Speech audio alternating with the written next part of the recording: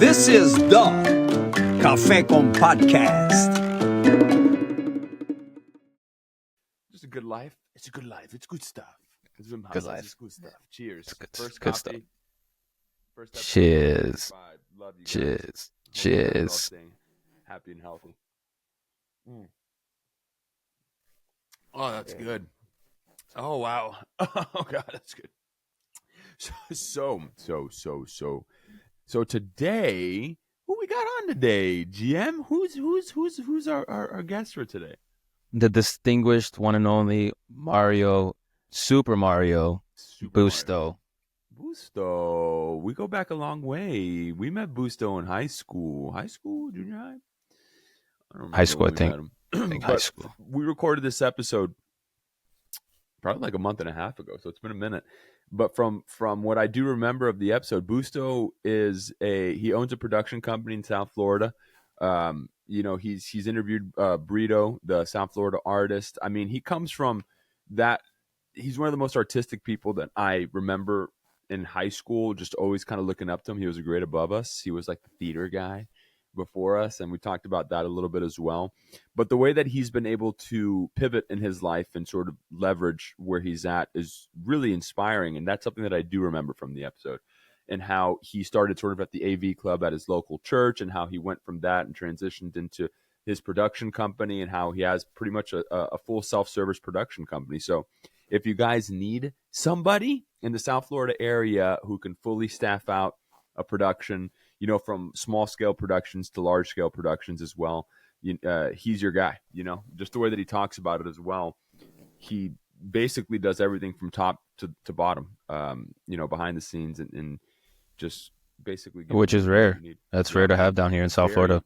Very rare. That's just kind of a broad overview of what we spoke about. But what I do remember from the episode in terms of what I took from it was, man, that school that we all went to Day Christian, that school, for whatever reason, has so many like go-getters, entrepreneurs. I mean, it seems innocuous to even bring that up, but if you saw that school, it was such a tiny place.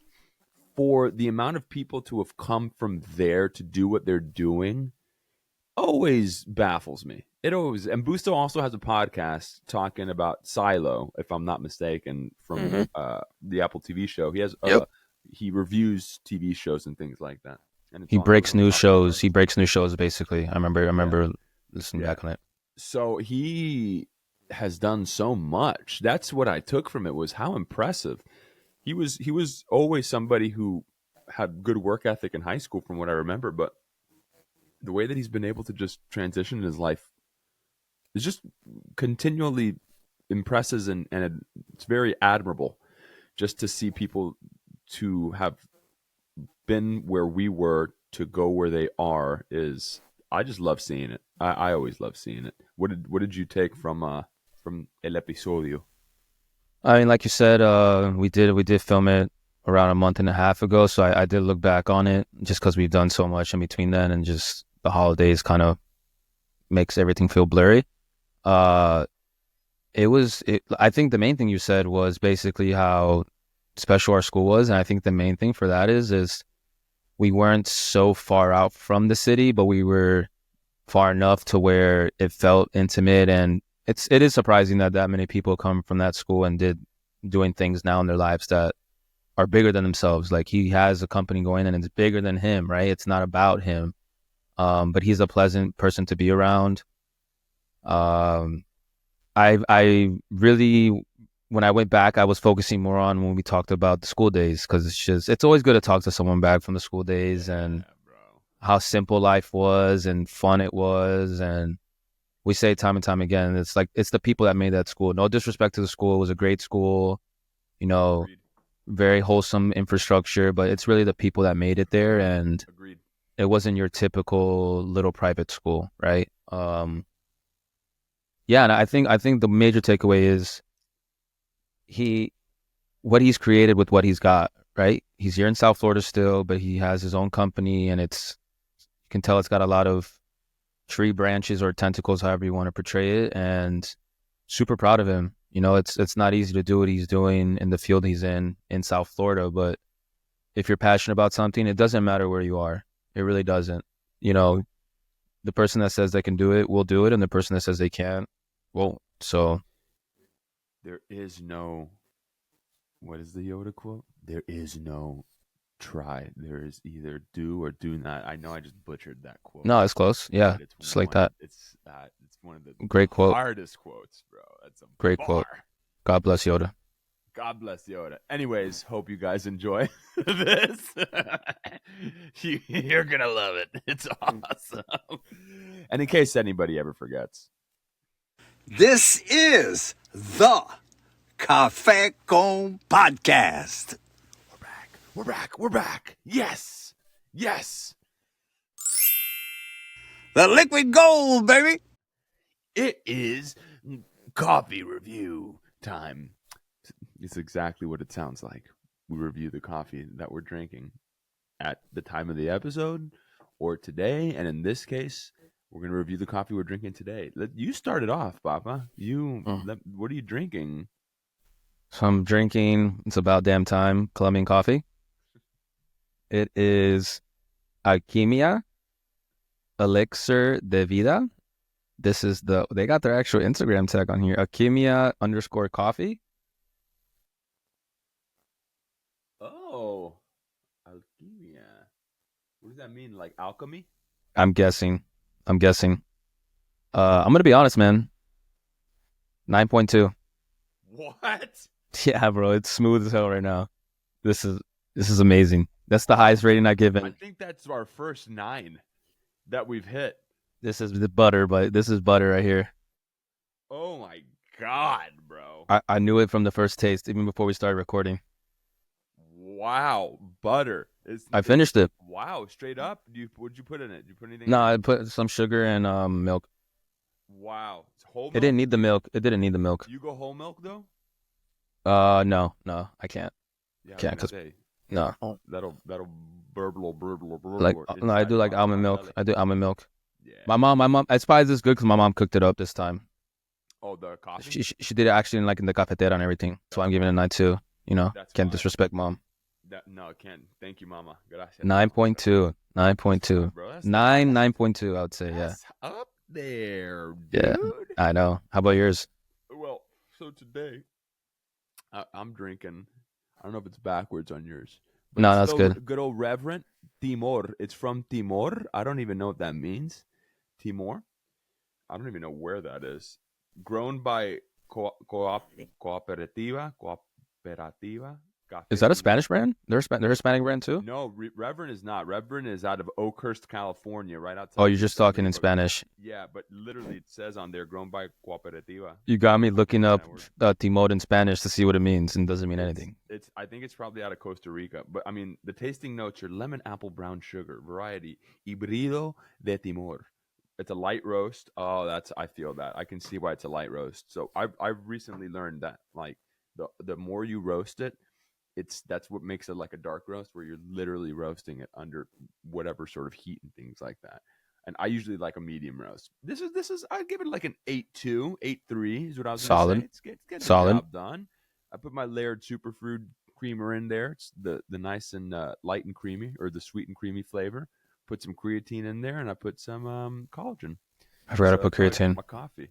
I drink my I'm gonna- coffee like that. I'd say it's like an 8.2, 8.3, but I think that also has to do with my stomach kind of not being at tippy-toppy shape today. But at the same time, I love this coffee, man. I don't know what it is. It's just so tasty.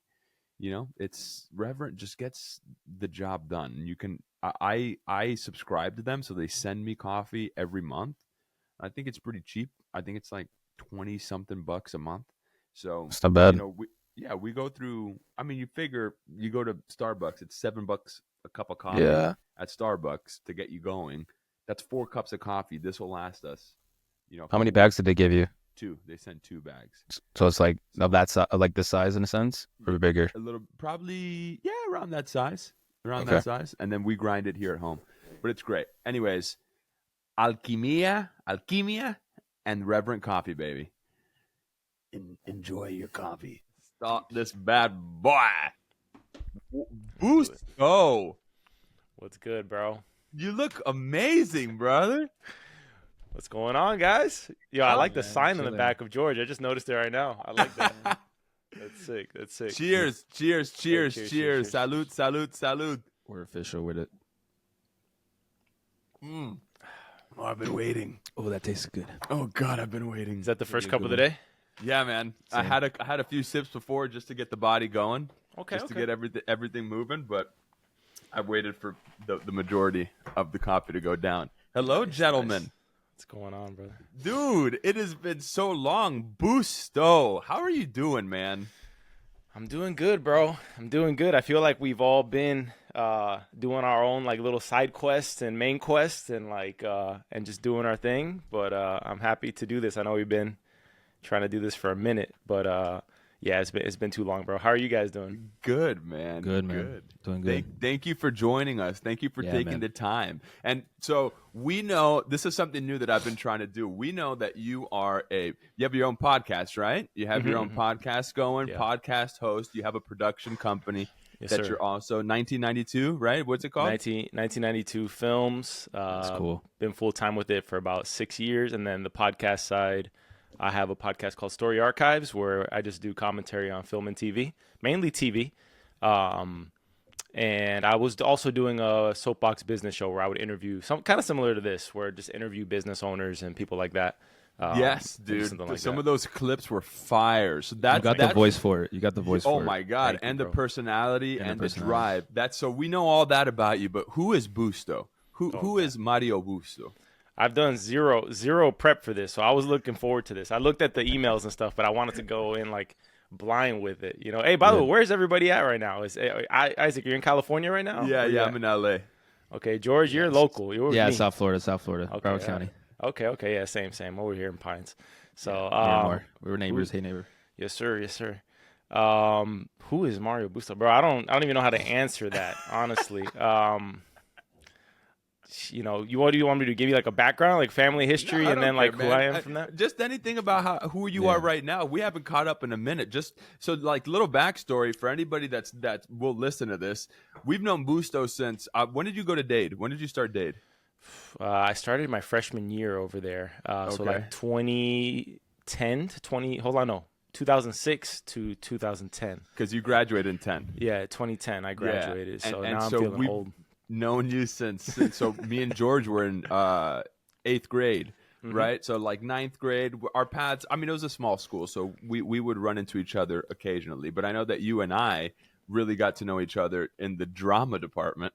For real. That's actually Dade where we Christian. really got to know each other, because there wasn't a lot of, unfortunately, they started it so late in Dade Christian, which, by the way, I've stayed close to Spee No way! over the years. Yeah, I mean, he's now the headmaster over at Sheridan Hills, that school, which I called him because I wanted my niece to go over there, because now since, if he's in charge, he's good people. Yes. But it was kind of like a shame that they started it so late in Dade, the drama department. But you were probably the only other guy in the grade that I knew who wanted to do anything similar to what I wanted to do. Yeah. Because everyone else was kind of like, more hobby. But from the beginning, my first time I knew you were super interested in it was when Dark Knight just came out and you were obsessed with Dark Knight.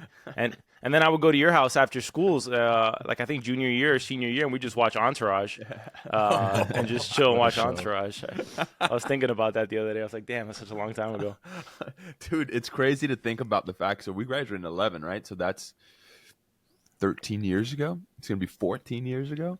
14 years. That is wild. Bro, I literally haven't. I would see you in Dade up until we graduated. But you went to where? FIU after?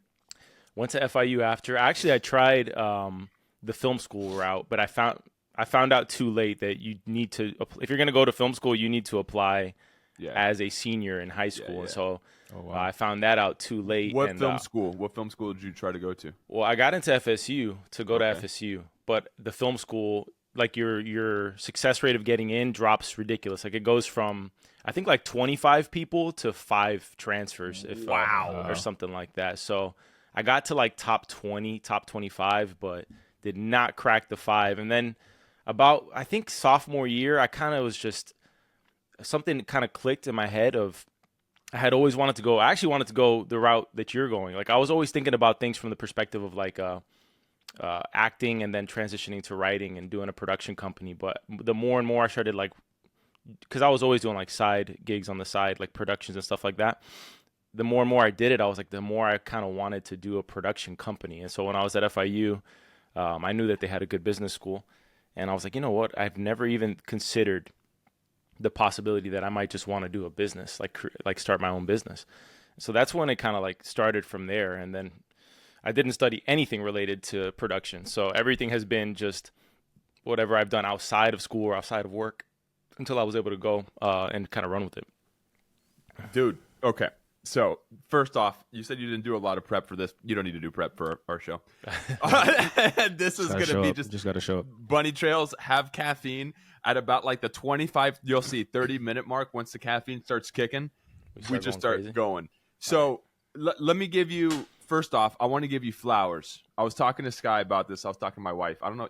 Have you met? I don't think you've met my wife. I have not, but congratulations, bro. I think it's been a minute, but congrats. Thank you. Yeah, we've been married for like 2.5 years now. All right. Nick and Danae actually just celebrated their anniversary yesterday, George. Oh yeah, that. Nice, dude. So, I haven't seen Nick in I haven't seen any of you guys in a minute. I gotta see more of y'all, bro. But you look igualito, dog. You look the same, bro. I was literally gonna say it might be 14 years, but we all kind of look the same from 14 years back. A little more facial hair. That's it. Just a little more facial hair, maybe a little more crows. Got a little more lines. Yeah. It's all good. It's all good, dude. I wanted to give you flowers because I was telling Sky, oh yeah, I have Mario Busto coming on tomorrow. She's like, Mario Busto, who is that? And I go, I don't know if you've ever met him. He was the theater guy before I like in the level above me. So I just remember seeing you in school and the way that you comported and carried yourself in that, again, tiny theater class. I wouldn't even call it a theater class or acting class. Yeah. It was like drama. It was more like a drama club, to be honest. It was just kind of a class. But the way that you did it with such sincerity and such honest work ethic that it really relayed to me. Like I remember seeing that and looking up to you and being like, oh man, that's the guy. So I got to give you flowers for what you did there. And then on top of that, I know that we all see each other on social media and stuff like that, but it is really inspiring and impressive to see that what you've done, bro. Having a production company is not easy by any stretch of the imagination. So I really want to give you your flowers and congratulate you on doing that, and know that I'm very proud of you, bro. I've always been really proud of you, looking at you from the outside looking in, and I'm always rooting for you, dude. So just congratulations on that first and foremost. Just wanted to give you your flowers on everything, dude. That means a lot. In terms of like the drama department stuff, man, to kind of like take it back, and I really appreciate it of what you're saying. I've just always loved. I mean, when you're a little kid and you're in class and they hand out those plays and you got to pick out a role. I just always loved that, man. Like I just always loved that, and I never really had an opportunity to act until senior year of high school. So it was just one of those things where we would do comedy skits. So I was doing comedy skits on the side, like from 10th grade onward. Where we were directing and writing like little short sketches because I loved SNL. I loved all that, and that's what we would do, and then our drama teacher was actually cool. Like he was kind of like, he didn't have a stick up his butt. He wasn't like he was very chill. Like I could skip class and go over there and just hang out. And, he was down, like he loved improv. That's a cool teacher. I could skip another class and go to drama. Yeah. Like Mr. Adams from ceramics. I don't think he did not like me at all, but, Mr. Adams, he didn't like bro, me. I haven't heard that name in a long time. Yeah, I would hang out like in speeds because we would just do improv. I think it was Fridays, and I loved improv. Was my favorite thing about acting. In fact, I did it my freshman year in college, and I've always loved improv. What kind of improv did you do? Long form? Or was it like sketch? More sketch, like comedy, like where you just can't say no, and you're just kind of running with like a scenario and just doing from there. Yeah. But we would kind of just play those improv games, and I just always loved that. And so when I had the opportunity to do it, I kind of just did as much as I could because we only got 2 plays. And I remember we did The Importance of Being Earnest, Oscar Wilde play, and then we did Our Town, which is where we got to act together. I was gonna bring that up, dude. And then I was actually pulling for Shakespeare because everybody wanted to do Our Town, but I was like, Bro, I've never gotten to do a Shakespeare play. I've never, because theater's different. Like you do, theater's different. It's, the curtains open and you got one shot, and there's something terrifying, but also like very freeing about that. But there's nothing like it, because what you put out there is what you just got to leave it out there. And I remember we had a last minute casting nightmare with Our Town, and there was a vote put to place, and you had to step in with like about a day or two to learn probably the second or third most lines in the entire play. And I completely voted for you to jump in there, and you actually played my dad in the play. I was gonna bring this up at some point throughout this, because that's the first time that I ever acted and felt like lost while we're doing it, like in a good way, and felt real. So just to give the scenario, I don't even know if you know this, GM, but so they were doing Our Town, Thornton Wilder play. It's just kind of like about the happenings of a town, but it's really it's a classic, and it could either be really good or really bad. I thought we killed it. I thought we did great. So Busto was one of the leads in it. And like he was saying, I think it was maybe like 2 or 3 days before. Yeah, literally. I remember I'll never forget it, bro. Because I played a small part. I auditioned for the drama department with the Joker monologue, because I think like Victoria Nisela or somebody said, "Hey, they're doing a play. You should go audition." I was like, all right, whatever. So I went in there and I did the Joker monologue, and I'll never forget. Speed was like, okay, well, that was creepy. We're doing Our Town. He's like, we're doing Our Town. We'll find something for you. And I was like, okay. So he gave me a small part. Professor Willard. I'll never forget, Prof. Willard. Mm-hmm. And he has like 2 scenes in it. Anyways, 3 days before, so one of the other major roles gets kicked out because him and Spee were having a disagreement. He like went up to Spee and he's like, Spee, I don't have to be there. I don't have to be there. Come on. I've been in the drama. I'm not going to be at a rehearsal. I have to go and do something. And Spee was like, if you don't come to rehearsal, you're out. And he goes, come on. And then Spee's like, all right, you're out. And he kicked him out. And then I'll never forget, he looked at me and he goes, and you guys had a vote or whatever. Is this Ryan Steed? No, it was not Steed. No. Ryan Steed. No. I thought I kept saying Steed. Who's this person you're talking about? Spee. Eric Spee. He was the drama teacher. He was the teacher. And he looks at me and he goes, Isaac, can you learn 150 lines in 2 days? And I was like, I mean, I can try.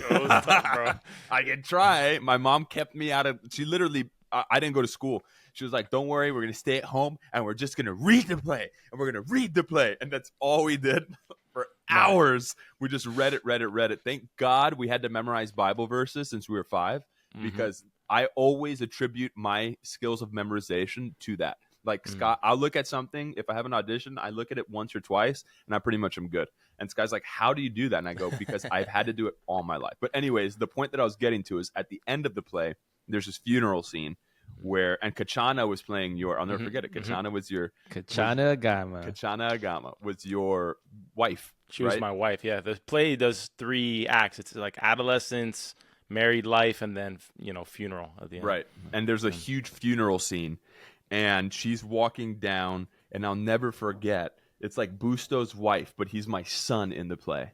And I'll never forget looking at him. I still remember it now. Like I still can feel it. I looked at him and I just remember thinking, that's like the kid that I taught how to throw a baseball, that I would clean up his scrapes when he would fall, and obviously he's older than me in real life. Yeah, so obviously, but the suspension of disbelief and watching him and watching how sad he was at seeing his wife who just died. And we're at the funeral. No, we should never have to experience this. My son should never have to experience this. And I started crying. And I was like, oh, and we got off stage and it was done. And I think we only did like 1 performance of every play. And I don't even remember. I think we did 2. We did 2 for Our Town. Did we? I believe we did 2. I know it was in the small chapel. I remember that it was in the small chapel. Maybe it was 1 a night. I remember I had a fever. I remember that for a fact. Like I was actually sick as a dog on one of those nights. But I think it was in the small chapel because we didn't need props. Yeah. So he wanted to, and he was obsessed with like black box theater. Yeah. So he wanted to try to create that bit. And yeah, man. So that was your first time of really jumping into a role, like first time ever, ever acting. I'm honored that I got to. Now he's on Westworld, about to be on Dexter. It was the first time. It was like the bug had bitten me. I was addicted, and I always say I'm always trying to get back to that kid acting. Yeah. Like I'm always trying to get back to that magical It's tough. place. Yeah, dude, that's a question that I just thought about right now. What have you experienced in the production side of world in your pivots that you've had to take that were unexpected, that you didn't expect, just in being in this creative space, or maybe that you did expect, but like what are the expectations that have either fallen short or exceeded? Well, I think like first, my number one, the hardest thing at first was, all right, how can I go full time? Like, how can I just focus on production full time? That was like hurdle number one for me, because graduating college, had a degree in marketing and international business, whatever that accounts for. But that's the degree, and I couldn't get a job for about a year because I was hell bent on trying to get something in production. And I almost started working at this production company down here, but well, funny enough, I actually ended up making a short film because of the whole interview process with that. But anyways, go a year without being able to land a job. End up working at my church doing audio visual, like AV, because the only job I did pick up was doing live production. And so I was setting up, like running cables and doing all that for live production. And then I took a job pretty much heading up the production at my church. And if you've ever worked in or ever been a part of ministry in general, you have to wear a million different hats, you know. So I ended up taking pretty much, I took anything that I was interested in learning and trying to apply to whatever I wanted to do. And so I took on social media, took on video, photo, everything. And I actually really got to learn how to use a camera for real, while working there, because it had like a Canon 5D Mark III or something like that. And so I was legit. I was legitimately like learning how to shoot and frame things and all that there. But while I was there, I started doing like side gigs, like paid side gigs, formed business for myself. And the one thing that I tried to, what I realized was it's going to be so damn hard to just launch this full time, just strictly video. And so I was doing like one or two big projects a year, but it wasn't enough to actually do a production company. And so I started. What do you mean, like big projects a year? What do you mean? Like anywhere 30 to 50K, like type of job. Like that was big. And but it wasn't enough like for a full-time gig, because you have costs with that, equipment costs, right? And were these like the interview style that you were talking about before, or what you were trying to like make a narrative? What were those projects looking like? These were more like training modules for companies, always kind of business centric, like industrial type of things. Yeah, exactly. So like, you know, a business trying to save costs, instead of having like a manager training 1,000 employees, that you could just deploy these modules. So that was one of them. Another was a commercial, but a small scale commercial, just kind of like a website header, like hero video type thing. And then from there I was like, all right, how do I launch this company full time? And I stumbled across this guy on YouTube named Chris Doe, who's his message kind of translates to any creative venture. Like no matter what you do, it doesn't have to just be design, because he's a design guy. But he ended up doing a bunch of commercials, directed a music video for Coldplay, like did a few different things that were pretty badass. And he kind of like got in my head this idea of a creative agency. And so I expanded what I was doing with just video, and was like, all right, how can I upsell my client on other services and do that? And I don't need to know how to do all these things like web design or anything like that, but I can contract out and then work with a crew that I scale for projects. But I launched that 2019 full time. And then within a year, I was able to land enough video work that I just pretty much, like, the other services were a need to know basis, kind of like some people who like do services, but they never market them or advertise them. Right. But by the end of year one, I was making more on just production, to the point where I was like, all right, now I can kind of branch off and just be known as a production company. But that was one pivot. That was kind of pivot number one. And then pivot number two, I've been diving a lot more into post-production lately. So like editing work and like retainer type clients and stuff like that. That was another pivot that had to be made. What does retainer type clients mean? What does that mean? I mean, you'll take on a client and they'll have a set number of hours that they'll hire you for a month, or like a max. And then you're doing a set number of either videos or just type of work as it comes in. So like you kind of land these clients and you put them on a retainer type basis. So that was another kind of strategic pivot there. And let me see. And then the last pivot would be is it's always ongoing, really. That's the thing. Like when you're in this, and I know you got to relate to this as an actor, you're always kind of feeling like, where can I fit in? Where can I kind of do that. And like to your point of what you mentioned earlier of like getting back to, for the love of the game type of a feel for it, right? Like what made you fall in love with it? Because like when you're in the thick of it and like what you're trying to do is you're trying to make money, you're trying to survive and make a living, but at the same time, you're also thinking about how beautiful it would be if you didn't have to be concerned with that at all and just do exactly what you wanted to do. Yeah. So that I'm always trying to take steps towards that, but try to like you, it's the same exact thing. I haven't done a lot of narrative work, but that is the goal. Like I would love to be a showrunner and have, my own original concepts and pretty much everything. Like no dream is dead in that regard. Like I want to be making films and TV shows, but it's my journey of trying to get there. So many things just popped into my head. Like first off, GM, just to give you a little bit of plug here, he is a music producer, and he's been producing music and he's been DJing. Like I was listening back to a couple of the other episodes recently, GM, and this guy's had his music played in New Zealand, Germany, right? Yeah. And where else? Ibiza. Ah, that's right. Ibiza. I got family over there. So I've never met them, but really? Oh, wow. Damn, dog, you got family in Ibiza. That's kind of you better go and meet them, bro. So supposedly rich too. I gotta go see about an inheritance over there. It's not cheap over there. Let me know if you have a rich uncle you need to get taken care of or something. You know what I'm saying? So, so we all can relate to what you're saying because you're 100% correct. And George and I have talked about this a lot where it's about making your 80-year-old self proud and your 8-year-old self proud. I love that saying. Yeah. Make your 80-year-old and 8-year-old self proud, right? So it's like getting back to the love of the game. I think about my 8-year-old self and then looking back on my life when I'm 80 being like, you did exactly what that 8-year-old wanted to do. So I completely relate to what you're talking about. So as far as what you do right now, are you getting contracted out to create all the content from beginning, mid, like principal photography, then post? Like you handle everything, directing. Are you the line producer? Are you doing all of it? Okay, I was about to say. No, I hate operating like that. I'll be honest. And by the way, kudos to you guys because there's very few. And I was gonna throw flowers towards you guys because as you guys know, like to pursue your passion and to make it a reality, there's another sort of level of discipline that comes with it. And I think people like kind of fall into that trap of like, just because you're following your dreams or your passions doesn't mean that you have like, what's the word I'm looking for? Like it does become a job at a certain point. Like I think it was Mike Tyson who has something that says like, discipline is doing the things you hate to do, but like you love them or something like that. I don't know if that's Mike Tyson or if I just gave him a great quote there, but no, I heard that. I remember. Yeah. But that's what it is really. Like there's hard days and there are things that you're going to have to do that you're not going to like. And so like kudos to you guys because you're also in the thick of it, like pursuing it and you've made it a reality for yourselves, both of you.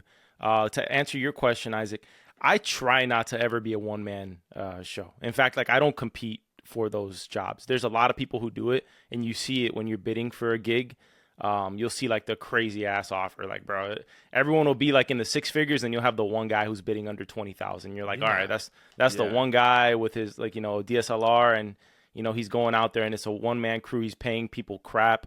And, those are the people who kind of, you get what you pay for in that regard. Yes. But we do handle all 3 phases of production and I do prefer it that way. Like we'll handle all pre-production, we'll handle creative, production and post-production. And then, like I said, I kind of handle it the same way I built the company from the beginning, which is as like a fluid type of production company where we can scale up to a huge project and we can scale down to a smaller project that doesn't require as big of a crew. So it could be like a 2-3 person crew to a 25 plus, monster crew. And I'm sure you've been on sets that have 100 plus on set. So you know how it is. Those productions end up being like little mini Fortune 500 companies for like a year for like a whole bunch of people and families. So that's why whenever they did the tax cuts to the film and television budget in Florida, I remember when we were in high school, like there were so many things shooting in Florida, so many things. Rock of Ages, The Glades, Ballers, Dexter shot there the first season. Burn Notice, all these things were shooting there. And then, they cut the film incentives. And I just it's just crazy because, like you said, it really does become a Fortune 500 company for a small amount of time. We were in Miami shooting at the beginning of June, and the people down there, bro, the crews, the South Florida crews, they're yearning for that kind of work. Yes, they and are. they're so appreciative. Sorry, go ahead. No, that's it. Pop off, keep going, go. I've been so fortunate and grateful the last few years that I've connected with enough people in South Florida to know that whatever project comes through the door, we can handle it. Because if I don't know how to do it, because you know how it is. Here's the misconception, because you're always trying to like educate people when it comes to production, because there's different definitions. This might sound like pompous or whatever, and it's really not. But there's different definitions of quality, and there are like some people will be like, oh, you're an editor, but you don't do color. Like, no, that's actually like a separate expertise, and like there's a difference between somebody who calls themselves a photographer and somebody who's a photographer. Yes. Like there is just different levels to it. And so in the film industry, it's literally Orson Welles has a quote. I think it's like a painter needs a brush, a warrior needs a sword, and a filmmaker needs an army or something like that. You literally need that is a great nice. quote. Yeah, you need literally an army of people. Like a DP is a different level. A gaffer is a different level. Like it's just they're all experts in their own field. And that's what that is. I like to specialize directing. Like I would love to be the best director, writer possible. I love that. I think like the three things I love most are definitely directing, writing, acting. I don't act anymore for the most part, but those are the three things that I love the most for sure. But yeah, I've been fortunate to meet those crews in Miami you're talking about. I mean, they're top notch. I mean, fantastic at what they do, and I've talked to some of them, and some of them will have like their crazy DP rate. That's like the industry, like really expensive day rate. But then they'll tell you on the side, like, hey, like I need to, in order for me to stay sane creatively, I need to do narrative. And they'll say like, if you have any narrative, like I'll freaking volunteer. And you're hearing that from like an industry professional. Like this dude has been in it for 20 plus years, and you're right. They're yearning for it down here. But I think the industry's changing too, bro. Like I think that before, and this in a good way, especially for guys who didn't have like interconnections, who were like hooking it up with like easy way ins. The industry is so decentralized now where, and I'm not pretending to be an expert or anything like that, but it used to be the Mecca was Hollywood, and it still is for sure. But now you got people just trying to build studios everywhere. Like I just read the other day, Wahlberg is going to build his own studio in Vegas, and then De Niro is going to do like $1 billion studio. I mean, I heard about that today. I literally just heard about that today. So it's exploding. Is and De Niro then going to do it in Vegas as well? I'm not sure where he's. I don't doing know it. where he's going to do it. I'll look He's it up. He's big in New York. I would be surprised if I think it wasn't Vegas in New is York. going to take like another leap and like grow another leg or two in like something, which you pretty much answered my question, which is probably going to be production. Yeah. I don't see why not. There's so much potential in that city. Astoria, which is New Astoria, York. New York. Okay. So that's like northern New York, right? Or Yeah. something like Yeah. that? Like, Yeah. Because New York has a bunch of like it's like a surprising amount of land, bro. Dog, New York is Surprising. huge. Upstate New York is gorgeous. Buffalo, It is. bro. It is. And That's they so have north. like literally cliffs in upstate New York, and because we're out here in Cal and we love GM Nature, we love nature, but sometimes it's so expensive, and sometimes we're like maybe East Coast would be closer to our family, but we're like we don't really a city we're not we are city folk but not city folk. You know what I'm saying? Are you outside nature. LA? Yeah. We're in the valley. I'm a valley girl. So, yeah, we live. So you got like in the valley. I gotta say, I've never been to a more beautiful place than California. It's gorgeous. The most beautiful place I've ever seen was Carmel. Like that is the most gorgeous place I've ever. Where's that? That is north. It's south of San Francisco by like an hour and a half, I would assume. And then it's like Northern California. So you got to it's take like Northwest California. Okay. One of the most beautiful experiences I ever had was I took the Pacific Coast Highway from Malibu all the way up to Carmel. Oh, Bro. How long did that take? That took about 6 plus hours, I think. Because it's like, if you took the highway, it wouldn't take you that long. You probably drove through big. In November. So the Christmas tree scent was going crazy.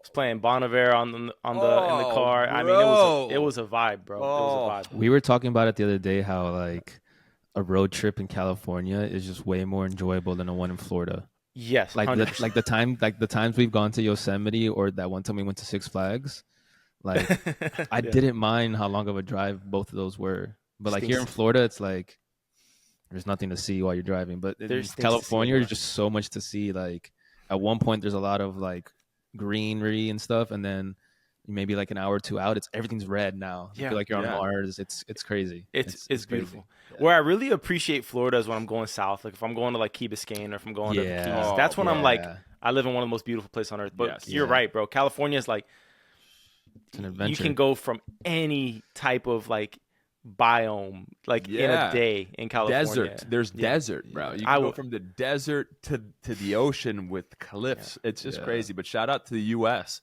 because you have everything. Shout out to the U.S. in the U.S. Shout out to the U.S. Shout out to us. That's so as you see, we tend to like leapfrog around things. You know, I kind of want to slingshot back to your earlier years. You know, you did say like in the latter years of high school, that's when you started acting and getting into like drama.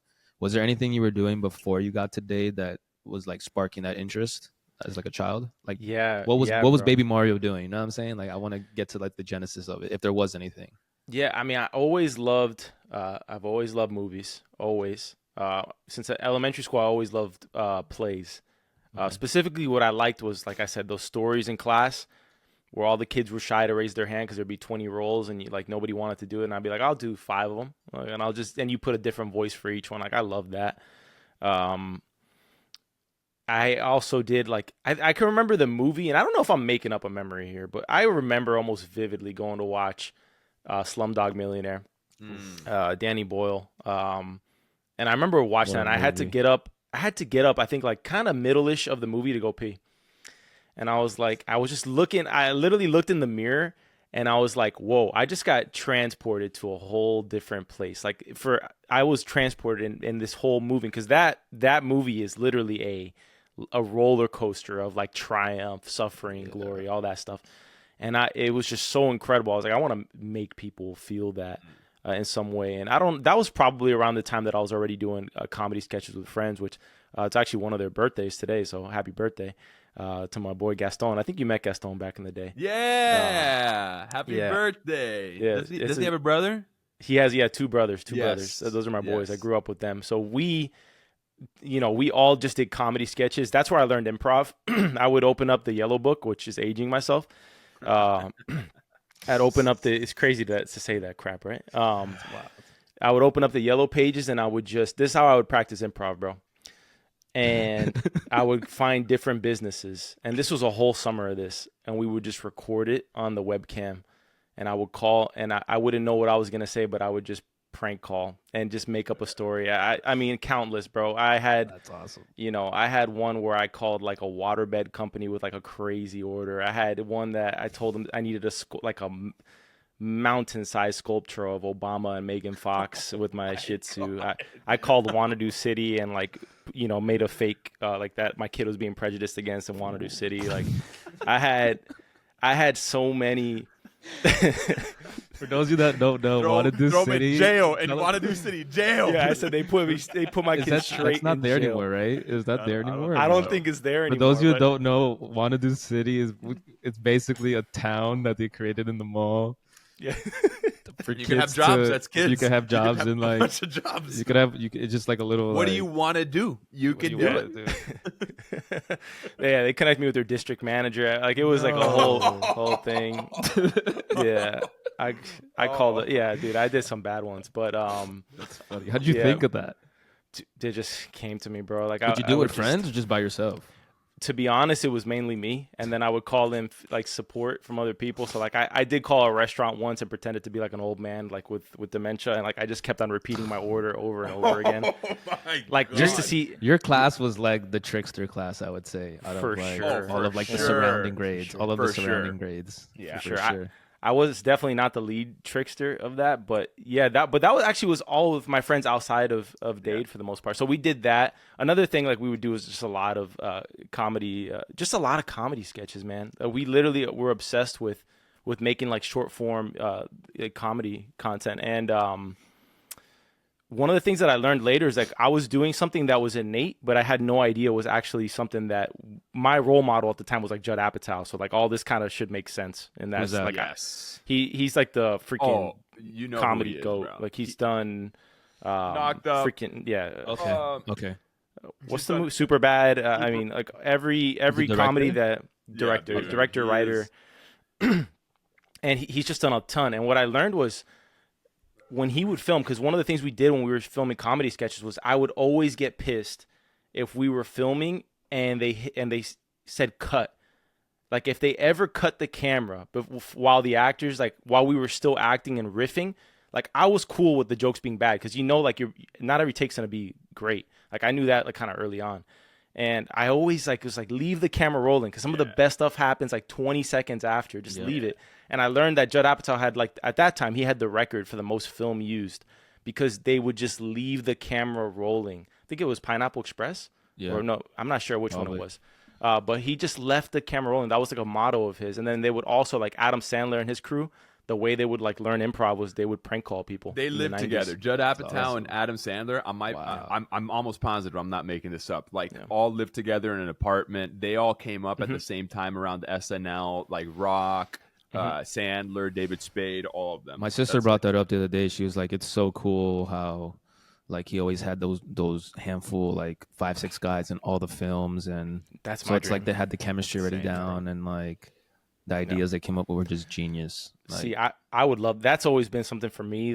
That's one of the things I would love to get back to is like I always try to bring the same crew from job to job if I can do it, and that's what a lot of directors do. Yep. Like I would just want the core people, man, because the vibes when you walk on a set. There's like a difference between like a set that's toxic and a set that is just vibing, bro. And when you get on that set, you remember like, oh, this is when it's hitting. This is exactly. Isaac brought that up the last recording we did with I mean, he was interviewing somebody. It was just like, it's like it's just way different when you walk in and like people are actually present compared to like people on their phones, not really connecting off like set.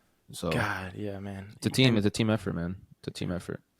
Definitely I'm sure you've had good and bad ones, Isaac, for sure. And George, I'm sure you can freaking relate, bro. Like being a producer and playing live sets. Like I'm sure you can like be like a crowd that's in it and a crowd that's like, they're not really warmed up. Scared. Everybody's scared to just let loose. No, just not present, like you were just saying. Whether it's fear, whether whatever it is, preoccupation, whether they're looking around being like, oh, all right, what girls are here tonight? Or the girls are like, oh, God, there's guys looking at whatever. It's just like it's different when people want to be there and they're all there under the same mind frame, right? So it's kind of like, when you take shroomies and everybody that takes shroomies that you're with, everybody's on the same mind wave. It's that type of thing, but it's just literal. You don't need to take shrooms to do that. I have had instances where we were talking about this the last time. I want to go on a set and the dude that's holding boom, the dude that's putting down marks, I want them to be like, oh yes, like this is awesome. Where a lot of times what I have found, and it's not exclusive all across the board, but because LA is such a film heavy, it is an industry town. People do this for a living, so they get to a point where it's like, this is just what I do. It's not about it's not about, oh man, I'm so happy I do this. Where I hear like Tarantino before every take or after every setup, he has this megaphone and he goes, he tells everybody right before they do a take, they're like, okay, why are we doing this? And everybody has to repeat, because we love to do it, type of thing. And I'm like, dude, that's to me, it's cheesy, but I also love that. On Westworld, we couldn't have cell phones. He didn't allow cell phones on set. Who's the director? Jonah Nolan, baby. Jonah Nolan. So Jonathan Nolan was the director on the episodes you were on? Yeah, I did the first episode. The second episode was, I don't remember her name right now. Her name is escaping me. But Jonathan Nolan, bro. He's British as well, right? He's not. So Christopher Okay, I was Nolan, gonna ask. Then I was right, and my assumption was that one is British and one is American. They're brothers, right? Yes, they're brothers. I think I don't know if they're full brothers or if they're half brothers, but I know that if they're full brothers, the dad and mom moved to America and then had Jonathan Nolan, or I don't know if he was born there, but I know he was raised here in the U.S. Bro, that was talk about full circle. You were talking about The Dark Knight earlier. He wrote The Dark Knight. He wrote a lot of my favorite movies of all times. Oh, dude, yeah. He was with Did he write Interstellar? Yes. He was with them all up until that point. Interstellar, low key, is probably my favorite movie ever. Yeah. Bro, I saw it 7 times in true IMAX, baby. It's coming back out in theaters. They're gonna bring it. They're gonna rehash it in December. Yeah. So if I'm in Florida, dog, we all gotta go. Let's all I'm there. I'm ready. They're gonna do IMAX again. I think they said. Yeah, we're gonna do the Fort Lauderdale. It's like a IMAX. 10-year anniversary. 10-year anniversary. How time I'm ready, flies. bro. Are you kidding? I'm ready to cry my eyes out. I literally bawl my eyes out every time in that movie. Murph. Oh, and then at the end when she's old and he's like, how'd you know I'd come back? She goes, because my dad told me. Oh, yeah. Oh, God. The goosebumps at this guy right now. Oh, my dad told me. Ellen Burstyn. That's also Ellen Burstyn, who is that's crazy. Legend. She's a legend. Oh my God. Okay, Jonah Nolan. I want to nerd out and ask you some questions about him, but I'll let you talk first and I'll ask my. Well, that's what I was gonna say. Just with the whole cell phone thing, I remember people were like, "Yeah, you can't have your cell phone." I was like, "All right, I'm not gonna. I'm on a set. I'm on the Westworld set. Why would I want my cell phone? I don't care." Yeah. That's my mentality. Whenever I go on set, I'm like, why would I want my cell phone even close to me? I have it in my chair. If I have a chair, I'm not taking it anywhere near. Isaac, let me cut you off. What do you think attributes to that? That like you're not from California and that like you came to California with big dreams and you've never like let go of those dreams. Like, what do you think attributes to you of like being so present? Because like you said, in California, it's such more of an industry than like it's been dulled down from like a dream to an industry. Like people are just like it's a job. Like once they cut the camera off, like I'm just acting like I'm just like at an office. I think there's a few things. I was talking to my mom about this yesterday. I think it all boils back down to that this is very fleeting. And I know that this job that I have been graced with it comes and goes really quickly. And the reason why I can see it like that is because when I was in the hospital for like 6 days before I moved out, I was like looking out the window and thinking I'd probably be dead if it wasn't for medicine. So I should just go to California. So because I've experienced that, everything I get, I'm really grateful for. And also seeing the ups and downs, like we were talking about survivability and just in this whole game, me seeing how these little sparks of work and then the lulls of no work, I'm going to enjoy these little sparks of work as much and as fully as possible because I don't know when it's going to come again. And coupling that with how my whole health issues, I was like, I don't want to be anywhere other than right here. And we were also born in that generation that was right before cell phones were attached to our limbs.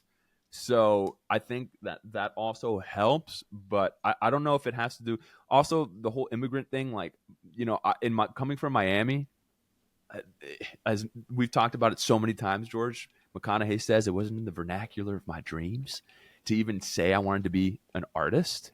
It didn't make sense. So the fact that I'm getting to do that, I don't want to be anywhere else while I'm doing it. I love that. So it's a lot of that stuff, I think, is why I think that's important of just like that reminder from older generations of like 2 generations before they were in a country where they didn't have anything going for them, and they were just grateful for whatever they had. So I think that's super important from hearing stories from like older relatives. Yeah. Is it everyone's Cuban here? I'm Colombian. Colombian? Yeah. But everybody has a background a little bit of that, like where your grandparents sacrificed. Yeah. When anyone asks me who I am, like you asked me at the beginning, the first thing that pops to my mind is like I'm kind of nobody without my grandparents and the sacrifices that they made. Because like same, it's all like an immigrant's dream, right? And they were forced. It's not like they were wanting to leave their country. It was a beautiful country. Everything was taken for the most part. And so like that part of gratefulness you're talking about, that relates to me. Where you just said like, what'd you say the McConaughey quote? Did you read Green Lights? That's a great book. Yeah, my Yeah. God, did That's I good. read Green Lights? good. Great book. It I was have in the on my- vernacular of my dreams. I have to be on my an artist. board here one of my favorite sayings from that book, which is "Earn your Saturdays." I love that. That was a good. I love that a little bit. I love McConaughey. To answer you, to say that point, like I think about the same thing. Like that making your 80-year-old version of you proud. I'm thinking of like how can I make my grandparents proud? Because I think like Yeah, man. people talk so much about like what generation or what people have it better than others. It's like the ones who have been there longer are the ones who have it better. And so like your goal is just to leave it better for the next generation. My grandparents did that for my parents, and my parents did that for me. So I feel like I want to do it for them and whoever comes after. But I want to say something about what you said, George, of asking Isaac how he stays grateful. I think one of the things that gets lost in specifically production and maybe a lot of other industries is that what you see is the glam. What you see is like the super nice, like the fluffy parts of the industry. Like people associate, acting and production with like a soft industry. It's blue collar as hell, bro. Like it is a blue collar industry. And I think one of the things that like you will go on a set and see people who are kind of just like, beat up and kind of like weathered is because they're long ass days. I mean, they're working 12, 14, 16-hour days sometimes. Like it is a grueling industry, and you got to remember why you're doing it. And very few people, that's the other thing, very few people in this industry get to rise to the top like a Jonathan Nolan type of person. And it's funny you say full circle with him because I remember early on when I was like just starting out, and I felt so bad because I was like, I knew what I was good at, and I knew so clearly what I wasn't good at. And I was like kind of stuck in that, like, I need to get better at everything so I can do everything myself. I was thinking like in that terms. And I remember watching like a director's roundtable, like a THR thing on YouTube with, and that's always free game, bro. They'll put you on to free game. Like all those roundtables are just fantastic. All of them. And Nolan was on one of them, and he was somebody asked him, what is a director or something like that, and he was like, a director, somebody who knows, and it's like that Steve Jobs quote in the Jobs movie. I'm just a walking movie reference, bro. I love this. This is amazing. This is amazing. I feel like within itself, not to interrupt, but that's like a lost art. I feel like we're like the last generation to be like walking movie quotes. For real, yeah, everything's like short form now. Well, he says essentially like you got to know, a little bit about everything enough to be dangerous, but essentially you're a composer on the film set. You don't know enough you don't know how to play violin well enough to be the star violinist in the row. You don't know enough piano, but you know how to make all of those instruments come together towards one vision. And that clicked so much for me because I was like, that's really how you have to think about it. It's like you have to focus on what you think you're good at, and other people are going to be better in those areas. Because at that time I was having a hard time finding support and finding people who could help kind of achieve a vision, without like falling through the cracks. And so I was a little annoyed or frustrated of like things being like dropped. And that was kind of just something like that just clicked with me. So I was interested to know, how is Jonathan Nolan on set? I feel like there's got to be just like a different vibe to the way he runs a set. It's, dude, that George, we've talked about this before too. So we've had quite a few actors on, and we always ask them what their favorite style of directing, or what's the style of directing that's most compatible to them, what is effective to them, because I think everything changes depending on the project, obviously. But I always talk about the best direction I ever got, or one of the best, top tier. I kind of put them in tiers, is Nolan. Really? And it's exactly what you were just talking about, is the fact that so I played a cog in the machine. I was there to affect a main character storyline. So I had to tell you, I love you, Mama. So I had to tell this main character something, and it was incumbent upon me to get the main character to react in a certain way to then move the story along for them. Right? So I wasn't the main character by any means, but the direction that he gave me, I'll never forget. He kind of just let us free flow. Best directors I've had say, all right, let's take a look at the scene. They don't tell the actors anything. Let us free flow, right? Yeah. So we'll do a little camera rehearsal. Great. We'll mark it. Okay, we're going to get the light set up. We'll call you back. We come back. We do it. Awesome. Maybe do it another time. Awesome. Then he pulls me aside. And mind you, I was acting with Aaron Paul, who at the time, you know, he still is one of my favorites. Like I was in college watching Breaking Bad thinking, Yep. if I could do a fingernails slice of work compared to that guy, I'm good. So here I am, you know, face to face, eye to eye with this guy. Wild. And I'm dude, unbelievable. And, That's gotta be surreal. That's gotta be like a kid who's like wanting to be in the NBA and freaking LeBron is guarding him, bro. Like legit. Not even that. It's just LeBron giving you a handshake saying, "Hey, how's it going? I'm LeBron." Like that's how he was to us. He would come up to me like, "Hey, I'm Aaron. How's it going?" I'm like, I know who the hell yeah, you are, come bro. on, guy. You know? Yeah, all right. I'm Isaac. You know, nice to meet you. And then I have a whole story about I made him Cuban coffee. Like he was obsessed with Cuban coffee. Really? On every set I go to, I take my cafetera. I have an electric one. I do it in the trailer That's now. amazing, Dog, bro. and people are always like, "You got more of that coffee, bro?" It's because they have no we take idea. it, Anyways, we take it for granted down here. Yes, 100%. It's crazy. So, you know, I'm going toe to toe. Then and Nolan pulls me aside and he's like, you know, he didn't say he didn't like what I was doing. He was just like, you got to treat this guy like a little, you know what? You know, he's disrespecting you. Treat him like a you know what. And when he says that, I know an actionable thing to do. I go, got it. Understood. I understand what you want me to do. Got it. And then we would do it from there. And I was also with Marshawn Lynch, by the way, in that scene. Amazing. It was Aaron Paul and Marshawn Lynch. And Marshawn the entire time, he's like, bruh, you got to tell me what to do. He was telling me this. He's like, bruh, you got to tell me what to do, dog. I don't know. I'm like, I got you, bro. Just when I look at you, you just follow me. This sounds like Just such a follow fever me. dream, bro. Like, what the fuck? Yeah. Wild. Holy I shnikes, remember dude. after one take, I looked at Marshawn. Marshawn was like, ooh. I was like, oh, shit. Like you've got one guy like a legend giving you pointers, and then another legend just like give me pointers. You're like, what is crazy, going on bro. right now? Life was not real that day. Tell me you got Marshawn's number, bro, to hang out with Marshawn. No, I didn't. Unfortunately, I was too scared to ask for anybody's number. I'm always weird about that, bro. I'm always like, I feel weird. But as I've gotten older, I don't care as much because I really just don't give a fuck. But I just will never forget him giving me that piece of direction. And it not being like, I need you to be angry. I need you to be mean. You know, when somebody tells me that, I've talked with George about this. It's weird because, angry. There's 1,000 ways to go about it. I could be quiet. I could be seething. I could be bombastic. I could be huge. You know, I could just be, blocked off. What do you want me to do? You want me to treat him like, okay, you want me to treat him like a little bitch? I can do that. I know what that means. Yeah. That, you gotta that make it makes clear. sense to me. Yeah. And give me something to do rather than to be, right? Because action. So give me something that's an action. There's a book called The Actor's Thesaurus. I don't know if you've ever read it, but it's just a bunch of action verbs from A to Z. It's if for a director, and because you've been an actor, I think it also helps. But The Actor's Thesaurus, it's an amazing. And there's another book that I use as well when I'm doing my scene work called the Writer's Emotional Thesaurus.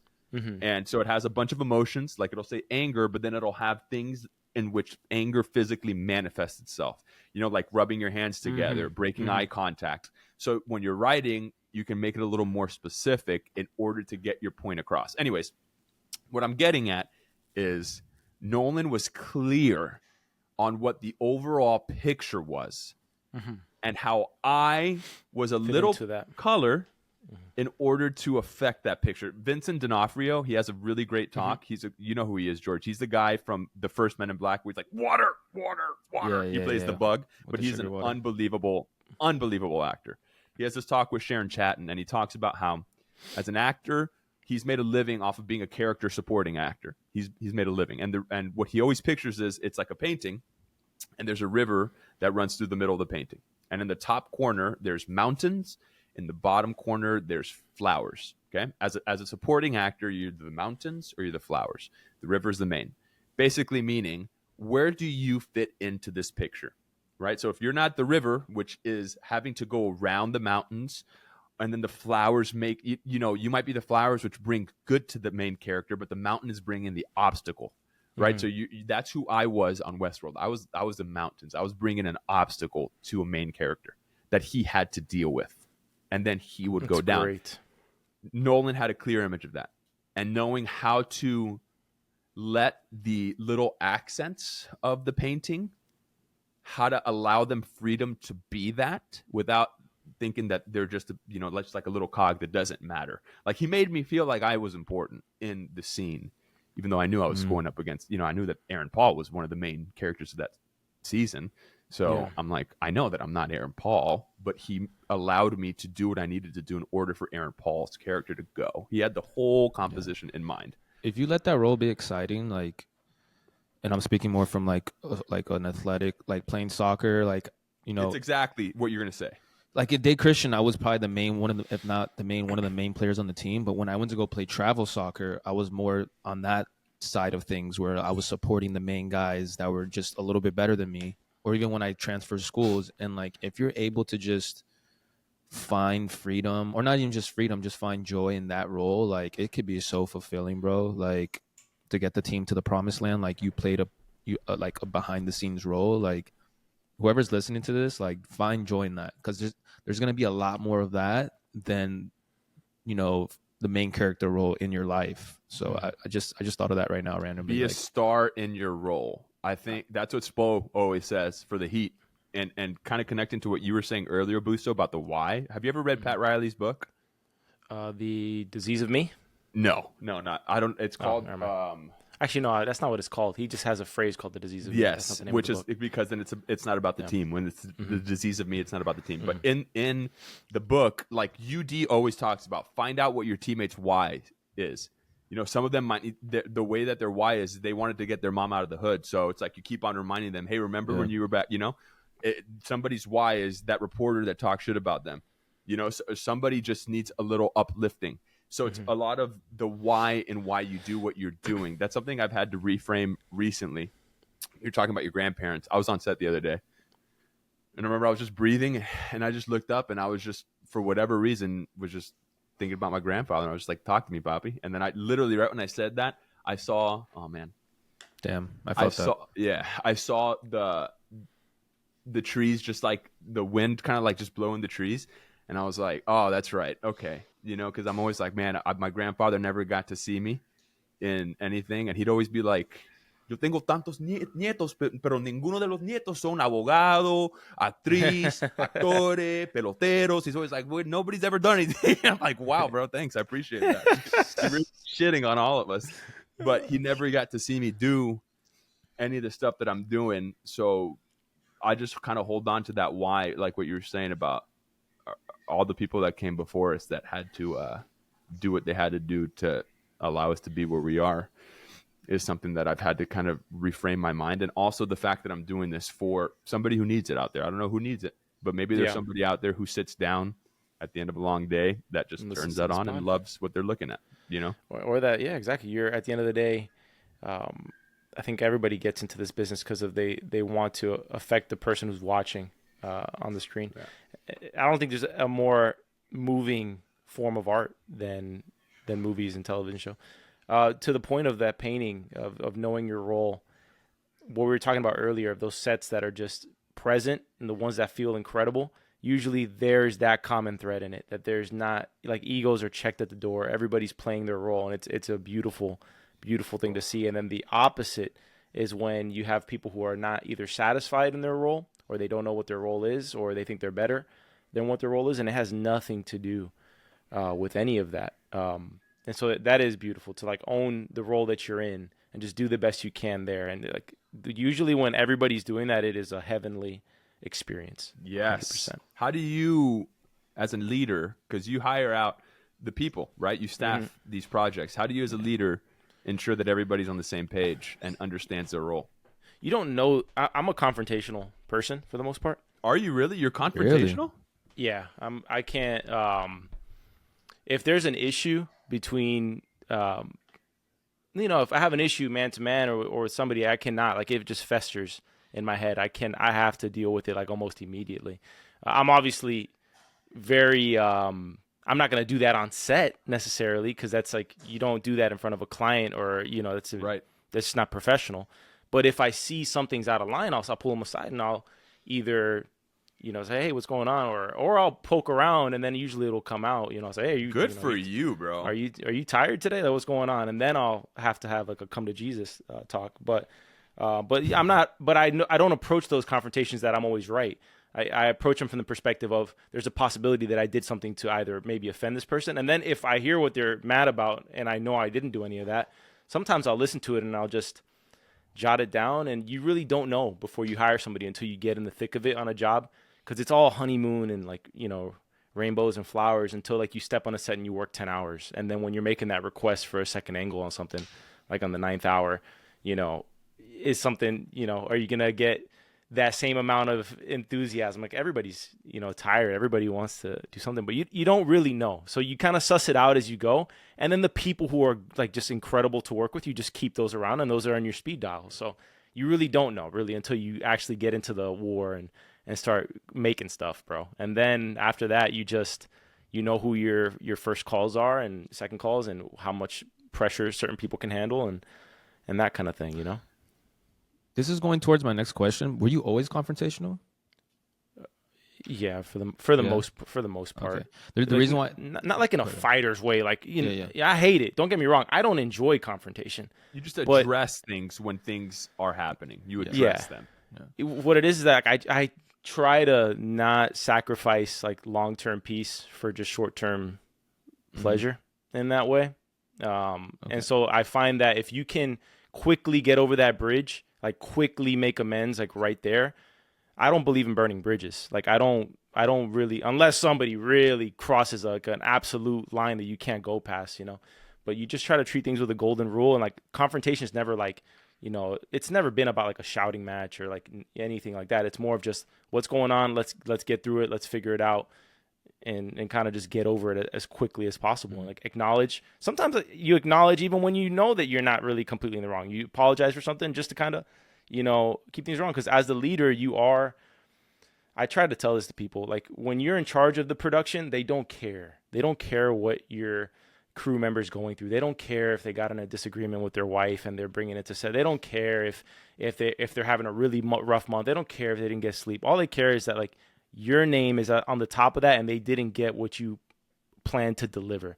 So you got to just find a way in between balancing. Like I've heard somebody say this, I think it was like Charles Barkley, who was like, you know, he was talking about NBA players. Like there's a difference between an NBA player and like you have to kind of have a fake major in psychology of like how to kind of work with all types of people, all types of personality and make them come together. Because like what Isaac was saying, his favorite type of advice from Jonathan Nolan in the way that he painted a picture to treat Aaron Paul like he disrespected him.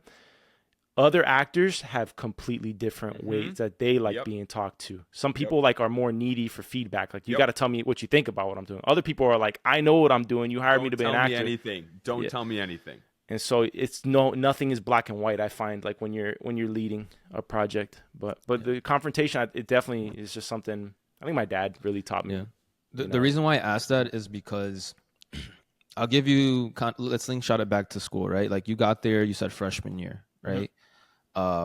My first impressions of you, or at least like my continuation of impression of you, because I didn't know you that well, but I mean, we were a little more than acquaintances, right? Like I got along with you, but you being like in a different class than us, I didn't really have any classes with you.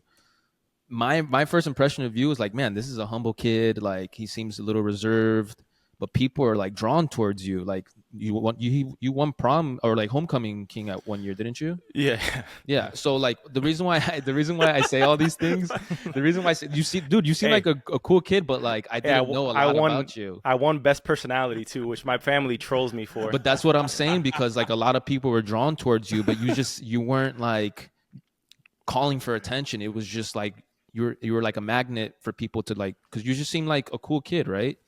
Thank you, bro. The reason why I say this is because the question I have is, and I'll ask it at the end, is Isaac and I got to date Christian at a very young age, right? So that's like all we've known.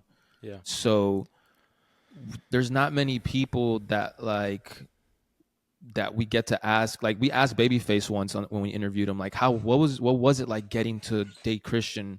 Like what was like your first impression? Was there any type of like nervousness or just unknowns that you were wanting to find out? Like my question is, what was like your experience and like your mind frame when you first got to date Christian? What was that experience like? I'll be honest. I was coming from public school, so I was like, "Oh, I'm gonna, I'm gonna dominate here, bro. These guys are gonna be sheltered. Yeah. Like these are gonna be like, I'm gonna be like the guy coming in with a leather jacket today. Like that's how I felt. Yeah. Nah, not at all. That's not what the reality was. What I found was like these were kids who grew up with each other from like little. So when you're coming in new, you're literally pretty much like not an outcast. Because funny enough, the first dude I met, and I put him in the same category as us, as somebody who's still super talented and going after it like nobody I know, was Rudy, Rue Gracia. Wow. That was the first person I met. I went to lunch and he either sat in front of me or I sat in front of him. I don't remember what it was. And that was my first friend at date, and probably one of my He was a friend. tan kid with glasses, right? Yep. Yeah. Super nice kid, man. Super nice kid. Most talented musician I know. And ripped. Yeah. Ripped now. Yeah. Freaking yoked now. Was he new to Day Christian as well, or no? Yeah, he was new as well that year. He had come from I don't remember what school he came from, but he was not from Dade. But my impression was that, and what I came from, secular school, wasn't Christian. You know, What school did you go to before? I went to Glades. Okay. And Glades Middle? Yeah, Glades Middle. And then Okay. I was like Silver Lakes Elementary and Yeah, Silver yeah, Trail yeah, and yeah. all those before. Mm-hmm. And Broward. Yeah, Broward Yeah. always. And but kind of close enough to Miami Lakes. Like it wasn't Yeah. like a huge deal to go to No. Yeah, it was like one I- exit away, but the exit Yeah. is just spread out. Yeah. yeah. It took me a minute because I never really enjoyed school for the most part. I did not look. I enjoyed school once I had friends in classes and I was comfortable and stuff. I loved it. Like once I started playing basketball at Day Christian, I just started loving school. You know, once drama was a thing, like all that stuff just started clicking. But I've always taken faith. It's the most important thing to me personally. I'm a Christian. And I was always finding myself like as the only, like one of the main outspoken Christians in the room in public school for the most part, disagreeing with people, on things and having to stand for things. What I found in Dade, this was one of the negative aspects of Dade. I don't want to harp on negative Hey, aspects, man, but speak your truth, man. everybody came from pretty much Christian homes, Right. and they took for granted that they were in a safe Christian environment. Yep. They pretty much didn't really have any opinions that they were fighting for themselves because there was no disagreement in the room. So I missed those sorts of like, that's where you're like really, Discourses. yeah. I missed that. And so whenever there was like an odd duck in the class who was not a Christian, I was like, it's funny. People like make a big deal like this person is not, but you need some sort of to stand up 100. and learn about why you believe what you believe, and not just like, oh, mommy and daddy, Yeah. believe this and they told me to. And what were you asking, George? You're saying like, what was my mindset going in of why?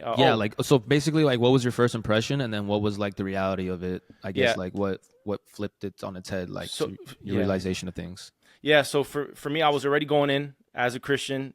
I enjoyed it there. I had a hard time at first kind of like getting my bearings because everybody was like either coming from Master's Academy or had been a Dade Christian forever. Mm-hmm. And it kind of took me about a year to kind of like get my bearings there. But it's definitely the school I have the most attachment to, like more so than my college for sure. Same. I don't have any emotional attachment for the most part to FIU at all.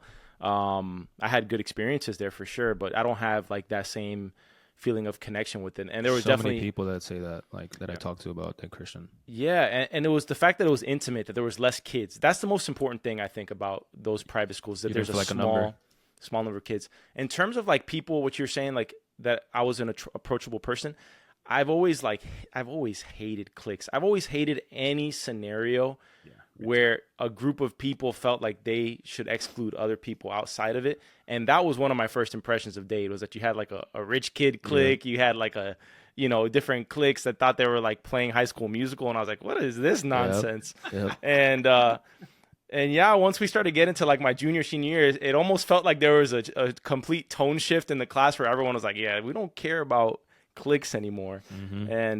And that I've always kind of taken that. Like I had friends in I was making friends with all the groups. I just never really enjoyed. I always loved throwing house parties and stuff like that, and doing stuff like, where you just invite people of all types, bro. So I think I don't that's know. I always tell Sky this too. Like when I was in Dade, I played sports, but I was never good enough to be an athlete. I was in I drama. love playing sports. I was playing with Me Steed too, like bro. a little recently. I ran into him at the park like Oh, yeah? randomly. Steed. Yeah. How's he doing? He's good, bro. We were just enjoying playing ball. We were just running like full court and by Flamingo Park. And he just like I think he just was like randomly out there. So Hooper. What a hooper. He wasn't Georgia. at Dade that long though, right? He was there for Nah, like 2 years maybe. he came in. Mo Kemp, who I interviewed on my business podcast, who's They're a professional cousins, aren't basketball they? player. No, they're stepbrothers. Stepbrothers. There we go. He's a what basketball player? He's an overseas basketball player? Yeah, he's professional yeah, he plays basketball Euroball. player. He plays Yeah, Euroball. What? Wasn't I know I remember his dad was a firefighter that used to have to duck under the doors. That's all I remember. He used to have to duck under the door frames. So I started playing ball. I tried out for basketball in 9th grade. I played baseball my whole life. I didn't make the team. Bro, actually, what's funny enough, I got there, and the coach of the baseball team at the time was a former coach of mine. And, bro, he was such a yeller. Nice guy, but such a yeller. My God. Guanazo? Yeah, nice guy. Yes. But my God, he was such like a yeller, and I can't believe this is the coach at this Christian school. This is the coach that's cursed the most I've ever had in my entire life. It's South Florida. Whenever I tell people I went to a Baptist Christian school, I go, it was Miami Baptist. It's not like what you imagine Hialeah. Southern Hialeah. Baptist. It's Bro, Miami Baptist. When I tell you I showed up to baseball tryouts, and I was like, I cannot believe this is the Christian baseball coach. This guy dropped, I don't know how many. And by the way, I'm saying nice guy because I don't have a stick up my butt about that stuff.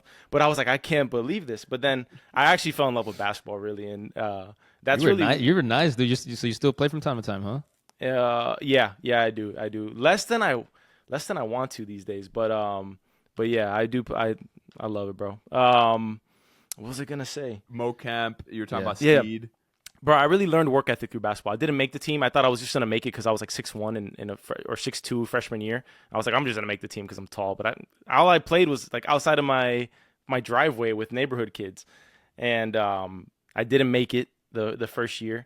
And I remember the second year, I worked my ass off, bro. Nobody told me. It was the first time in my life nobody was telling me what to do to work towards something. Because my dad, nobody ever really pushed me to practice baseball. I had played it since I was little. I was like a slugger. I was like a, slow slugger. I'd have to hit it far so I could make it to second base, pretty much. Slow slugger. Yeah, because I was a chubby kid growing up like the whole time. So I would just have to hit that thing far, bro, and just truck the catcher. The catcher had the ball by the time I got home, but I just would have to like truck the catcher. They had to change the rule because I just kept on laying out the catcher at home plate, try to knock the ball out of his hands. I just learned how to train and practice. I'd get home, I'd do my homework, and then I would play ball until the sun went down until I learned. And then I made the team my sophomore year, and that just taught me that, okay, you can work for something that you weren't that good at, see an incredible amount of improvement. And then my goal was like, all right, I'm going to make varsity. So that was like JV and then varsity. And those are the funnest times. Speaking of Mo Kemp, they would pick me up like at 6 a.m. My junior year and senior year, and we would just get to the court before it opened. We'd get to Dade Christian. They gave us the keys to the gym. Another beauty of a small school type of thing. Yes. Remember Coach, what was the coach, the black lady with the short hair? Coach Sweetheart. Mercer, Coach Mercer. the track Oh coach. my. Yes. Doreen Mercer. I love that. Doreen. I love that lady. Coach D. Yeah, I actually saw her last week. Coach Mercer. She was a sweetheart, tough as hell. But Yes. she loved us. She would see me, Mo, Steed, Mike Pyers, and Teddy. And we would just be there early. Misery. And Mark Royster too. And Oh my God. and we would just be there playing ball. Then we shower, we'd go to breakfast, and then we'd go to first period. I mean, it was just, that was the best, bro. So in terms of mindset, it turned into a thing where I went in, my first impression was, it's a little cliquey, but then as it opened up, it was just a beautiful experience to be a part of it. Like there was nothing like the school spirit of that school. It's kind of sad to see, I agree. certain things nowadays, but Yeah, once you find your way and like definitely like sports wise, like there's nothing like it. That camaraderie. you were the soccer star. I just want to put it out there to the audience. This guy was George was the soccer star of the Ronaldo, Messi. I said he reminded me of Neymar. When I was in That's school, true. I always True. said this is like freaking Neymar over here. I got to that's college. Naranjo. I dyed my hair like my mohawk blonde. I would go to the cafeteria and they'd be like, "Dude, "Do you play on the soccer team?" And I'm like, "Yeah." And they're like, "Dude, you look just like Neymar." Bro, you always had the soccer star vibe. I will And the say way that. that he was would my life, play, dude. the way That that he was my dribbled life. too, it was always very much Dog. Neymar. And the same thing Yeah, with basketball. yeah. When GM plays basketball, I always say make sure you have your hands up because he could have a wide open layup and you He's a could be pull on three. the outside and he's giving you the ball. Like, I mean, Busto, because before you got there, I was playing middle school basketball, and I played in PSN or Miami Lakes at like a league. Okay. So like basketball was like my second love. Like I fell in love with like Allen Iverson's game, Steve Nash, Jason Kidd. Like I all of my like my book covers. Remember we always used to make like book covers and stuff. Were all Slam magazines. I had a subscription. to it. Amazing. So like right. basketball like was near and dear to my heart. But then as I got to high school and middle school, they were both winter sports. So I had to make a decision. So I just stopped playing basketball. But dude, and you brought up Mo Kemp. Like a lot of people don't know, like that guy was He was the best basketball player I ever saw. dude, bro. but he was Randy person. Moss when we were in in elementary and middle football? school. Yeah. Well, Well, bro, he told was me also that too. 6 foot when he was in 6th grade. Bro, we used to go for like recess or like after school, like before parents would pick us up and go play football. And Armani would be on one team and Mo would be on the Armani other. was great too, bro. But Mo always would like figure out a way to just game break. Like Did we ever play ball together, George? Like I remember Nick Rodriguez would be out. One of my favorite people to play basketball with is Nick as well. Knuckleball. Yeah. He's a That's how he point guard. shoots, baby. He's a point guard at heart, bro. He will get every rebound. He will fight. Yeah. He doesn't care. He'll split your shins. He's if smart. He has to. I like playing with smart ball player. He's He's high IQ. Yeah. and selfless, very selfless. I have too, a story about the high school basketball. After go ahead, Busto, with your thoughts, and then I won't forget what I'm going to say. No, it's just a great experience. Speaking of Mo, like there's levels obviously to everybody has like a different level of things that they've seen, right? And one of the things you learn is like, there's JV level, there's varsity level. George, you played college soccer, did you not? Yeah, I did. There's college. That's a college soccer level. Everybody who's going to college was the star at their school. So as you keep on going higher and higher, everybody was the star of their college, and this guy was the star of his, the youth academy, whatever the hell. I'm like a recent soccer fanatic right now, George. So I've been playing FIFA heavy, been watching a bunch of soccer lately. So We've been watching EPL. I've been watching. I mean, I've always been a Man U fan. I don't know if that's a popular take in the chat, but I've been watching a ton of Champions League. Again, sorry, you were before that. What were you saying? What you said? A team? I've always been a Man U fan. Oh, always. I thought I heard that because I was like, that's the team I grew up on. Oh yeah. Man. I see. I grew up on FIFA with the Wayne Rooney, the Van Nistelrooy team, and so that was like my first experience ever with playing FIFA. Useful shot. Yeah. And anyways, speaking of Mo, just the best basketball player I had seen up to that point. Best one I've played with. I remember he dunked on the dude so hard once that he like broke his nose in a game. It was like the most thuggish looking like Spanish kid I ever Nicest seen. kid ever though. Oh, super soft spoken, bro. Soft-spoken. Hilarious. That's what I remember. Soft spoken. Dude, Killer. you guys do not know how good he was at football. Like he didn't even play elementary football because he was playing West Pines travel. Yep. Yeah. But the times he would come after school to play with us, like he was literally Randy Moss in like elementary. He was like Just Carl throw- Miles. Him just and throw Carl it up. Miles. Just throw it up. But Carl Miles is like Reggie Bush. That's what I always say. I remember I was on the JV team and he was on the varsity team. It was like the only year I played JV football, and we did a kickoff, and he was returning, and I just remember he would run just like that. Yeah, he did elementary football. And then would just go and just score because he didn't care. It was so easy for Carl to score. Funny enough, what I was surprised, what Mo told me his favorite part about football was? He loved laying people out, bro. Like he said he loved playing safety. Like he said that's what he loved. I only got to see him play wide receiver, and he was something else. Something else. Like he wasn't the fastest, but he had a nice stride, and he just knew how to get up in the air, man. Didn't his obviously sister that play translated volleyball? to basketball? And his sister played volleyball, right? Yeah, whole family. She was good. She was good. Yeah. Whole family of athletes. Yeah, there was a few standout athletes at Dade, bro. Another one of your boys, Brandon Rose. Woo! Yeah. I mean, he was good at every sport he played. Damn it! I mean, you want to talk about like just a natural athlete? It was frustrating, like the way how good he was at football and basketball. Everything. Track. I mean, he was disgusting on the basketball court, though. Yeah, Low dribbler. I remember Rose would always dribble really low to the ground. He was literally like D Rose, bro. He was literally. Yes. We know we call him B Rose, but like it was literally like watching D Rose. I think that's why we started calling him B Rose. It was because of D Rose. Because I was back in during those times. Okay, my story about the basketball team. So I tried out every year from 9th to 12th I think George grade. froze. Did he? He usually comes back. He freezes like once every single episode. And then he always ends up coming back. Yeah, he froze, but he'll hop back in. It's all good. This records separately, so it's perfect. Okay. That's why we like this platform, bro, because it records every single person individually. We used to use Zoom, and it was a nightmare to edit. This was a lot easier. I've used Riverside a couple times, but we usually do Google Meet and then QuickTime individual recording. But when I start doing interview pods again, I'll probably jump to Riverside. Yeah, sure. I watched a bunch of YouTube videos of podcasters and what they recommended and yada yada yada, and they were like, just try Riverside. We've done it, and it's just been really good since then. Does it record local? So like your footage to me right now is a little choppy, but for you it'll be high res. Yep. Exactly. Okay. Exactly. Awesome. And that's the and they do individual audio as well. So even if the audio sounds a little bit off, it's individual localized, like you just said. So my story for, let's see if GM if he just texted me. No, he didn't.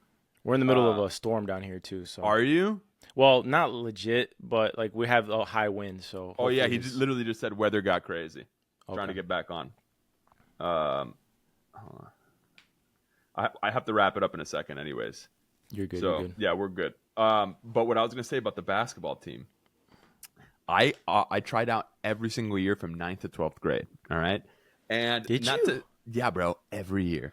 And I was the type of player that I could splash and I would play defense, right? And I wouldn't turn the ball over. I wasn't ever going to make anybody go, wow, that guy is a great basketball player. You know what I'm saying? I wasn't ever going to make anybody say, that dude dribbles and he looks flashy and he looks nice. But I was reliable and I gave effort. I'll never forget, bro. To this day. I didn't make it in 9th grade. I was like, fine. I didn't make it in 10th grade. I'm like, fine. But I would still hoop. On Saturdays, like when Marino worked at Dade Christian and he'd open up the gyms, I would always go hoop with AG. You remember Al? He was younger than me, AG. But I used to go with Ryan Abuhoff. I don't remember him. He was a cool guy. I haven't talked to him in a minute. Anyways, I'll never forget, bro, my senior year when I was like, all right, cool. I'm going to make the team. I remember it was Jesus was the coach, and he would have us play half court on all the outdoor courts. You remember the half courts there? He'd make us play half court. It was like 3-on-3 or whatever. And I remember you'd stay with the same squad and you'd move on, right, or whatever. And I was literally scoring every point for my squad. Literally. I was like, okay, I'm finally going to make the basketball team. And I was on the last round of cuts, and I'll never forget that. I probably shouldn't have said his name, but whatever. He comes up to me and he's like, yeah, they look better than you running. They just look better than you. That was what he told me, bro. I'll never forget because it's like a traumatic scar inside of me. And I was like, huh? What? Yeah, he's like, they just look better than you running. And I was like, okay. That's and anyways, he knows that I'm an actor now, so he'll always come up to me and he'll tell me, yeah, you're the reason. I mean, I'm the reason that you're an actor. I'm like, okay, right. Whatever you say, bro. All right. I have an off podcast story. I'll say because I don't want to name drop anybody. Yeah, I probably shouldn't have said his name, but it is what it is. I don't think you did. I don't know. You didn't name the person who they said. I said coach, and then I said his name after. But it's all. Oh, okay. I got you. Well, I have a story. I don't want to name drop the person, but I remember when I was gonna make the team, there was somebody who pretty much had influence in the faculty that essentially tried to. Power their way to determine somebody's role on the team. And I remember, I think it was Coach Oscar who was the coach. Great guy, because he would help work. I would work out with him in the summers. And what was I going to say? And he pretty much said, no, like Mario's getting the spot on the team. So I took this person's spot on the team, unseated them. And just always stood out to me like, damn, they really tried to. That's the other thing about that small school. That's the one thing that I'm talking about positives and negatives, because I think everything you said is true. I have more emotional attachment to that place than I do any other place that I've been at. For whatever reason, we've talked a lot about on this pod with other people. Like we've had Hugh on. We're still super close to Hugh. I love Hugh. There's been so many people. He's the man. There's been so many people. We still talk to B Rose all the time. We've had him on here twice. So there's so many people that.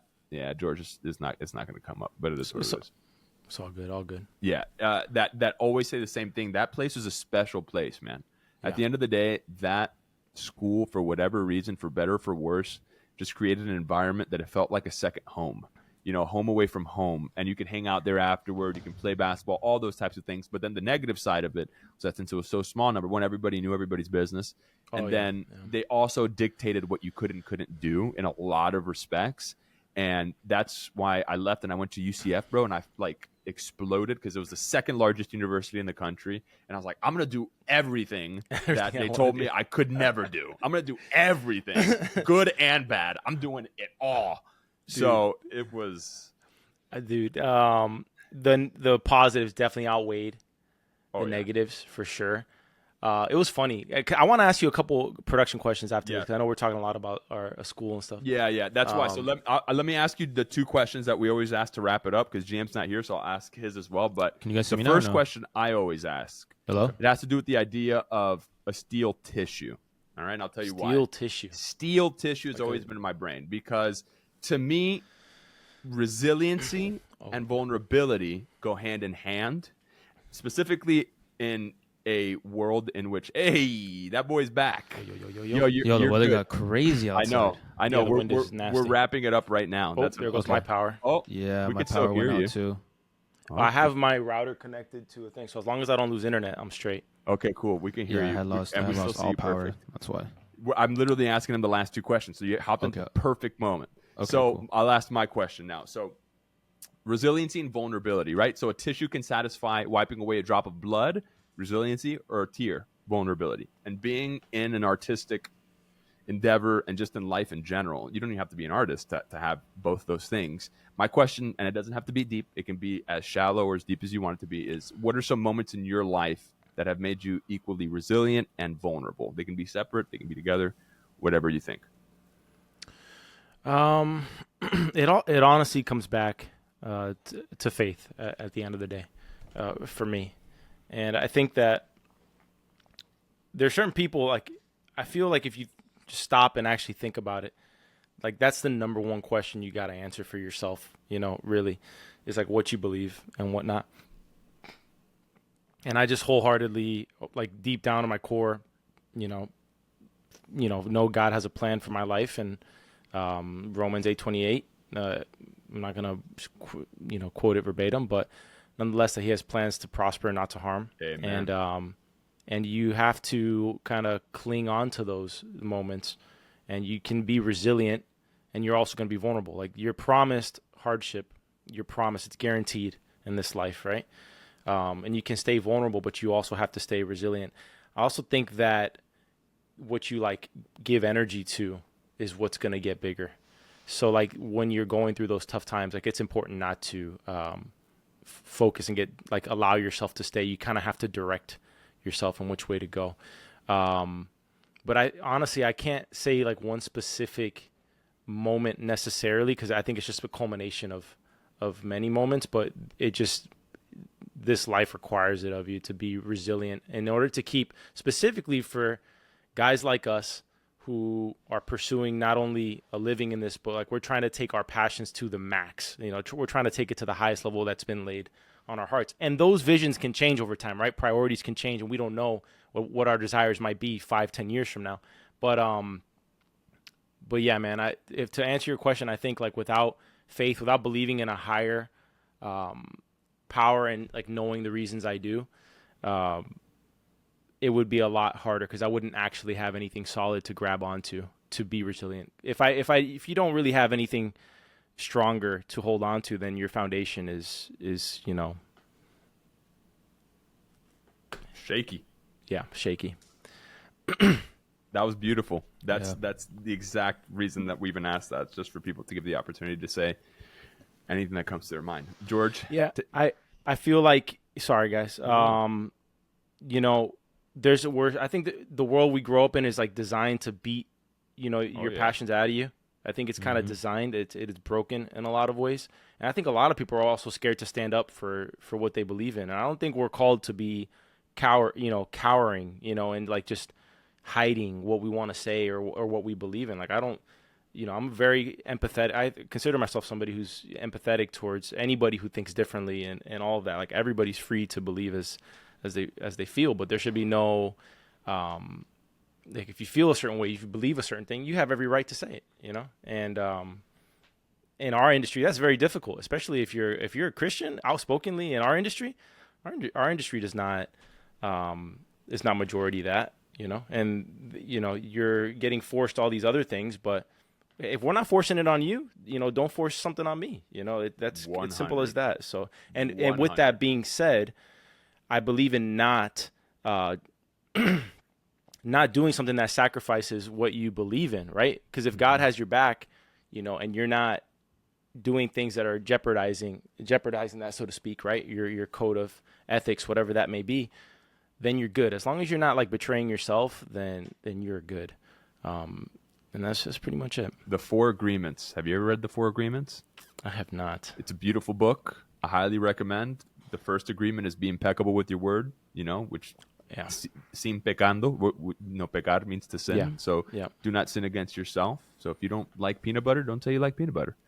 Something as simple as that. We've talked about that before, but why should I fear he who is in front of me when I have he who is behind me? We talked about that a lot too. All right, that. George, take us home, brother. Take us home. Busto, man, first I commend you for being outspoken for what you believe in and what your faith is in, because like you said, in not only just the industry you guys are in, but just the world we live in today, like, it's tough to be outspoken or just express what your beliefs are, right? Everything seems upside down nowadays, but just wanted to give you your flowers on that, because I think more people need to hear that and feel that they're not alone and that it's okay to be courageous. So big up to you on that, brother. Like, for real. You're gonna resonate for guys like us who are also entertaining people out there or trying to entertain. You're gonna resonate with your audience regardless. Like, there will be people who support you, and that's that. I'm like I said, I'm not somebody who is, I don't know how to put it, but outspoken to the degree of like black and white on life or anything like that. But it's just I don't know, like Isaac was saying, what you believe in, you just stand up for, and that's it. You can only speak for yourself in your journey. And right. Like, some people are even too hesitant to do that, right? Because they don't want to step on other people's feet. But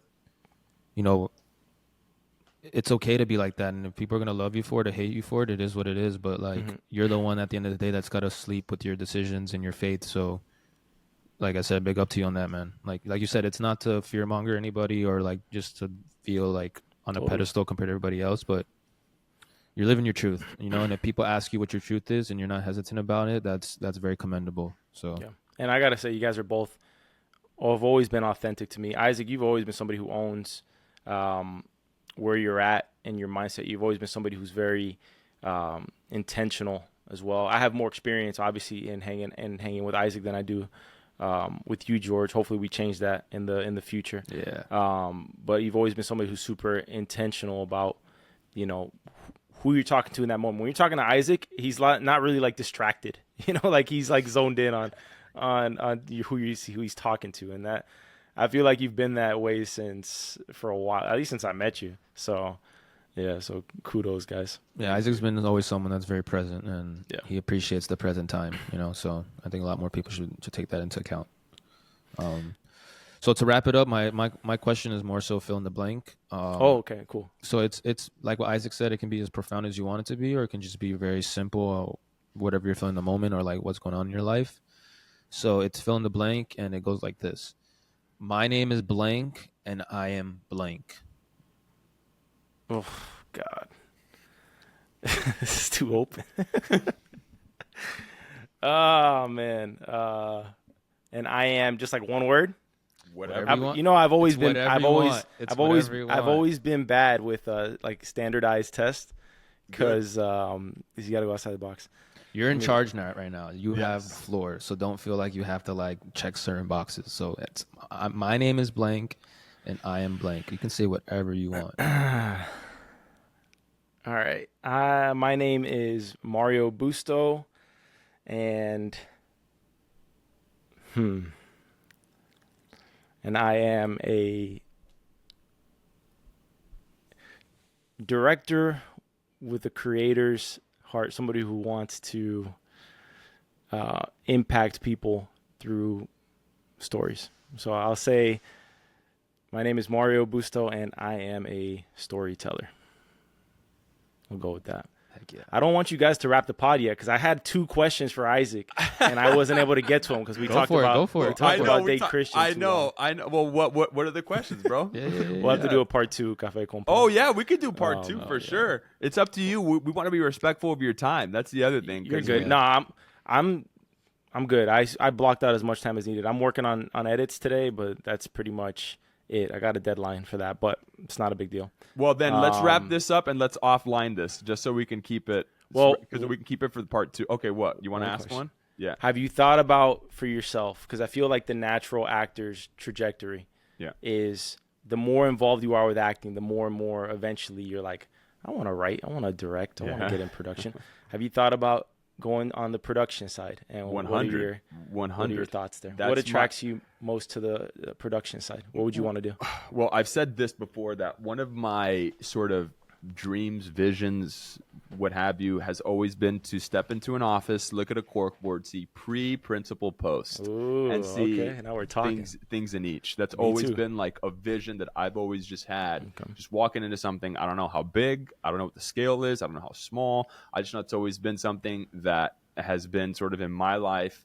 I would love to see those things just kind of concurrently happening. And also walking into an office, seeing the people and being like, all right, you get to decide what music we're playing today, what kind of music you want to vibe with. So I love that. That's just something that I've always thought about. What attracts me is certainly, I think I always have really great story ideas. I'm a very good constructor of a story. I don't know how to, the dialogue side of it and how to then tell that story is what I need help with. So I have a lot of scripts that I've written. I have a lot of ideas that I've written, short stories, things like that. I also do think that directing does attract me, but not on the sense, I know so little about everything that goes into creating a film when it comes to that side of things. I actually produced a short in our apartment, and I quickly found, and I starred in it, and I quickly found that if I'm producing, I can't be the lead. Not right now. Okay. Unless I have somebody else, an on-set producer that handles all the questions that they were asking me. I just don't ask me questions. If I'm an actor, I'm an actor. Don't ask me questions about what I need to do right now where I'm at. My brain is not developed enough in either field to be able to switch between one and the other now. You have an agent, right? Yeah. Do they read all your scripts for you, or do you parse your own material and decide? Like, do scripts come into the door, and you're deciding what you want to take, or are they filtering? I wish I could tell you that I was able to filter the opportunities that are coming to me, but now it's kind of like whatever comes is what is I'm doing. That's a low key job. I've always loved the idea of just agent? reading scripts for people, and literally saying, because I feel like I have a good eye on that kind of stuff. But it was interesting to me because I wanted to know where you were on the production side. We could talk offline, but I was just thinking, I was like, Isaac, I could see him going into production at some point.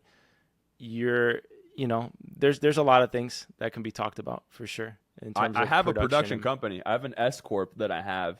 Okay. And I've always sincerely wanted to help find talent to produce stories, just people that I find inspiring, specifically so I'm second generation Cuban American, right? So my mom was born in the States, so she's the first generation born here, and she's like the youngest of 5 daughters. I'm second generation. Your mom's a sweetheart. I just want to put that out there. She's crazy. I love that lady, but she's crazy, and my dad's crazy too. They're both awesome, and they're the same. They haven't changed. But I have always felt like I was never Hispanic enough for Miami, and then when I went to Orlando, I was not white enough for Orlando. Okay. So I always felt like a fish out of water kind of in both.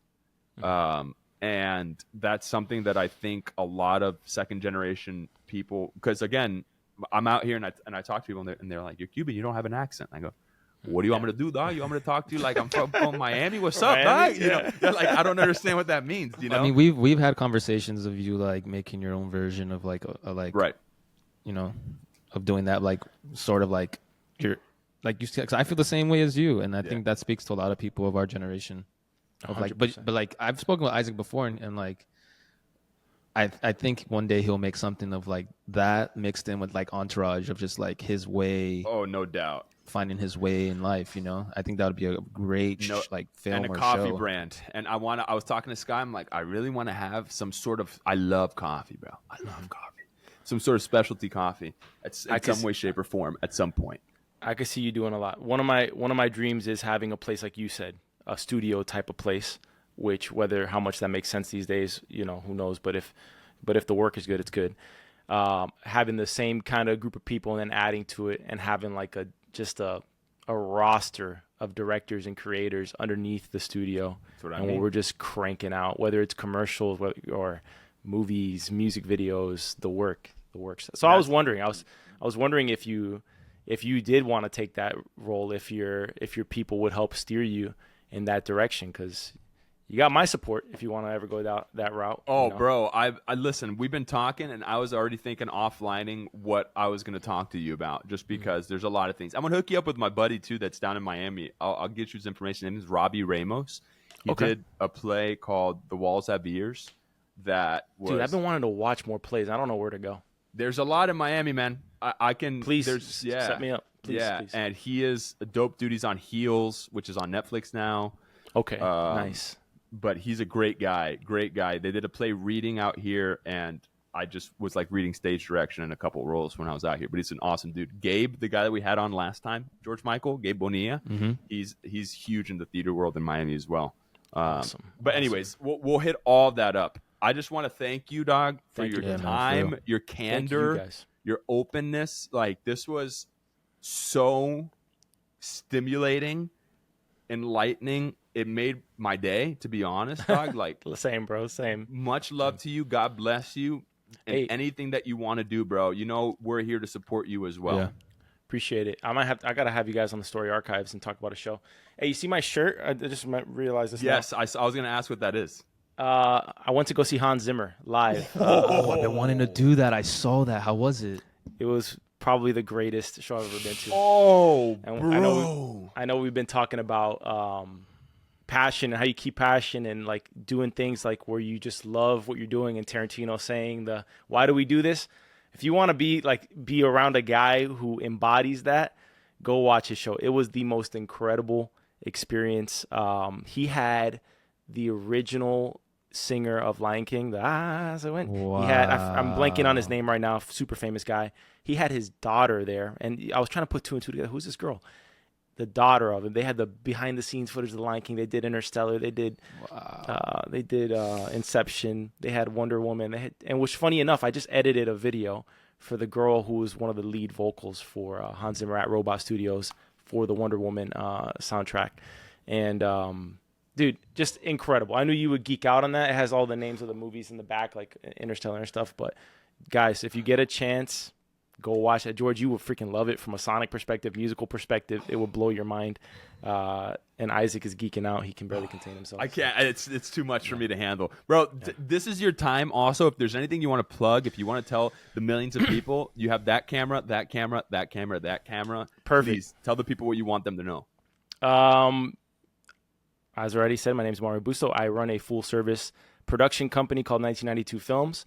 You can go to 1992films.com if you want to check us out, check out some of my work. I don't have it all posted on there, but you could follow me at Mario Busto on Instagram. And I also have a podcast, my main podcast called Story Archives, where I commentate on different TV shows. We've talked about everything from, we're actually the number one podcast in the world for Peaky Blinders and for Silo.